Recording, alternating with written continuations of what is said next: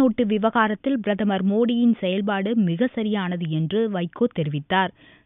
சென்னை விமான நிலையத்தில் ஞாயிறன்று செய்தியாளர்களிடம் பேசிய மதிமுக பொதுச் செயலாளர் வைகோ, ரூபாய் நோட்டு செல்லாது என்று அறிவித்தது சரியான முடிவு என்று தான் கூறிய பிறகே மற்ற தலைவர்களும் வரவேற்று கருத்து கூறினார்கள் என்றார். அன்றைக்கு வரவேற்ற தலைவர்கள் இன்று போராட்டம் நடத்துவது ஏன் என்று வைகோ கேள்வி விடுத்தார். ரூபாய் நோட்டுகள் செல்லாது என முன்கூட்டியே அறிவிப்பு செய்திருந்தால் கருப்பு பணம் பதுக்கியவர்கள் தப்பிக்க வழியுண்டு என்ற வைகோ, இந்தியாவுக்கு இந்த திட்டம் தேவையான ஒன்றுதான் என வரவேற்பு தெரிவித்தார்.